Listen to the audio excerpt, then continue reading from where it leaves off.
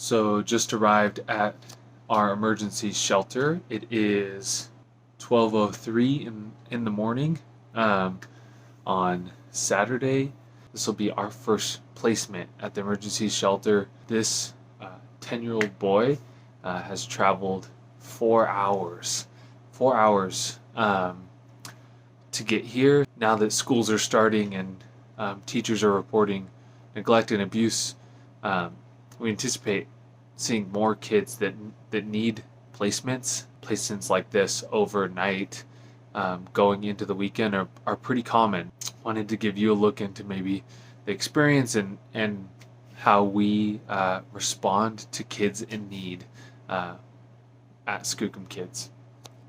Okay, we just got him settled in. It is 1 o'clock in the morning. I'll be back tomorrow. We got volunteers staying the night tonight. It's my birthday, so cupcakes are on the menu for tomorrow. Okay, just getting to the house for my second shift. A little tired today, but got to meet the kid at the emergency shelter last night. He is awesome. Happy that we could step in when he needed a place to go over the weekend, especially. So, gonna be doing the overnight shift here, and update you in the morning. Sunday morning, just left the emergency shelter. Had 2 volunteers that took over this morning. Overnight went well. We watched a little Ratatouille, brushed our teeth, went to bed, slept the whole night. We played a little music for him. Man, is he just a hilarious kid. Like the amount of pop culture that he knows, and did a spot on millennial impression, and we're having a lot of fun. We're continuing to kind of monitor the situation to see where he goes next and how we can help him. The kid that was at the emergency shelter was just picked up by his social worker.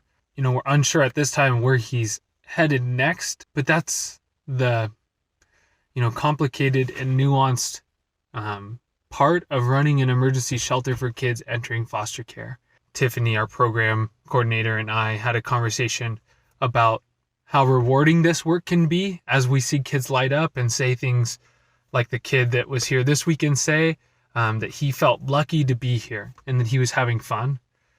And then the pain of knowing that there's a long and complicated and windy road ahead of them, saying goodbye, and knowing that we can play the part that we can play, and we have to trust that certain things are going to work out for them. We hope that certain things are going to work out for them, but we stay focused on the work that we need to do to help them when we can and where we can. If you are a praying person, that's where you can be praying for kids as they leave our emergency shelter, that they would be cared for, and that they would find permanency and stability and the love that they need. This weekend was fun, and man, was he a goofy, just witty 10-year-old.